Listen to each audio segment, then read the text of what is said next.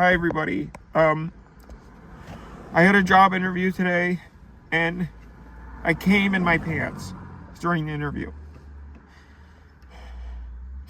I have struggled my entire life with ADHD and anxiety and bipolar disorder. And I've spent so long trying to figure out how to manage my symptoms so that I can actually be a normal person on a day-to-day basis. And it seems like everything I do doesn't work. I was addicted to Xanax for so long and it ruined my life. And it just felt like everything I did somehow made it worse. And now the one thing that I thought worked clearly doesn't. Basically, I figured out at a very young age that if I was anxious and I was insecure, then the way that in the moment I could sort of calm myself down and make myself focus and make myself more confident was to make myself horny, basically. So, thinking about something sexy to the point where I would get physically aroused. So I would, if I get a chubby or that sort of stuff. And most of the time it went fine. It would actually work really well because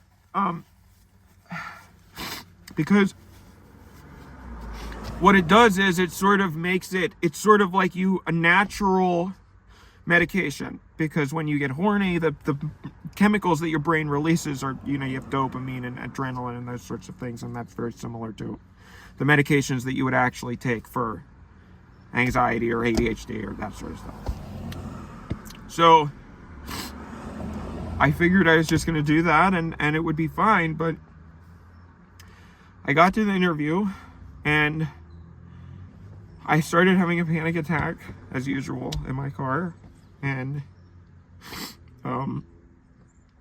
I pulled out my phone and I started looking at porn and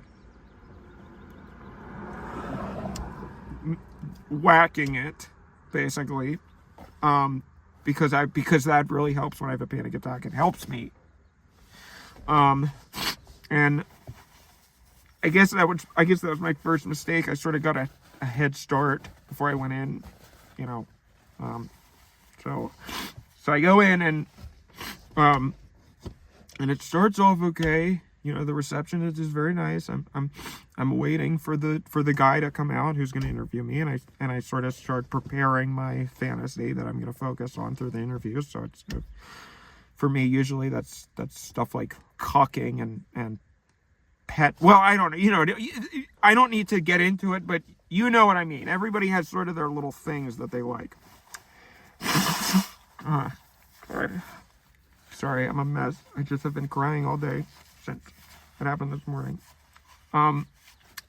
So the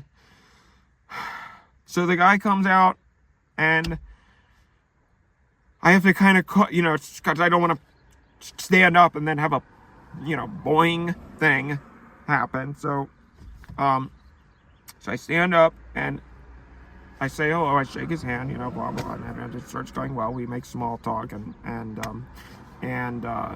we go into the interview room, and it starts fine. But then the first thing that happened that sort of made it go worse was that on the website they advertised the position as being fully remote, but then in the interview he said that actually I had to come in 3 times a week still, and I started to get. Normally I probably would have just said okay, whatever, but this I really didn't want to come in because, like I said, I have debilitating anxiety and social scrap. So I looked for a remote position on purpose so that I would be able to be easier for me to work.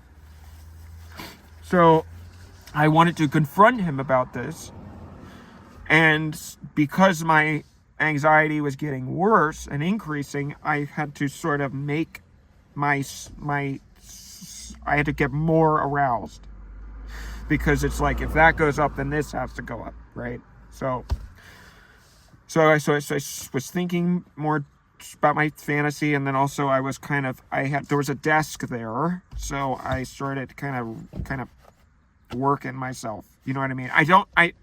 I know that when I'm explaining it right now, it sounds bad, but you have to understand that most of the time nobody would find out, right? And you also have to understand how difficult it is. I don't think most of you know how difficult it is to have anxiety and panic disorder and ADHD and probably autism. I don't even know. I have tons of stuff. It feels like every single... So it's debilitating. So I try to do anything I can to feel better. And if this is what in a capitalist system, I do anything and anything to survive in capitalism. So yeah, I was under the table, yeah. And he says, so I asked him, so you advertise the position online as being a remote position,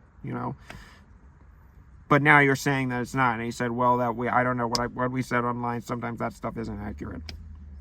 So I said, whatever.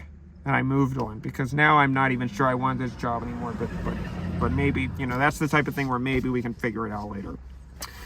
And then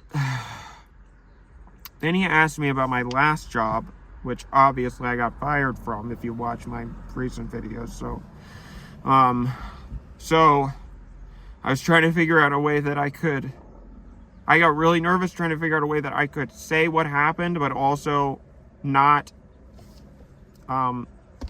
if he called my old boss and asked what happened, I didn't want to have lied, but also I want to explain it in a way that it doesn't sound that bad and seems, reasonable, and hopefully makes him not want to call the people. So I think at this point, I don't know. I mean, I sort of was not aware exactly of, I was trying to kind of keep myself under control, but I was also I felt myself all of a sudden, it kind of snuck up on me. I felt myself kind of all of a sudden go over the point of no return, right? And so I felt it happen, and I was kind of like and I tried to pretend to have a coughing fit, because you can try to act like nothing's happening, but on a certain level something's gonna happen. So I'm trying to go like and I must not have done a very good job, I guess, because afterwards he looked at me very strangely and he was like, is everything okay? And then I just kind of broke down and I said, no, it's not. It's not okay, because I know that it's not your fault, but nothing in my life is going right at all. And it feels like everything I do to try to make it better just makes it worse and ruins my life more. So no, it's not okay. And at this point, I knew that the interview was over and we were past the point of no return, and I started crying. And I stood up I said, you know what, we talked a little bit for a formality, but then eventually I said, okay, all right, that's, and I stood up, and it was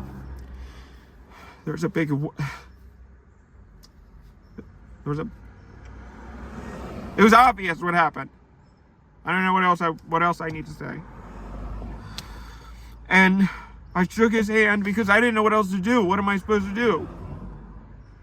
I just shook his hand and I ran out so that before the receptionist could see me or anybody else in the office, but I'm sure they all saw me. And I just kept waiting in my car and cried all day. So that's my story. That's just the latest thing that's happened to me that has been totally horrible. I just hope one day my life gets good, because I can't do this anymore. I can't live like this. I can't.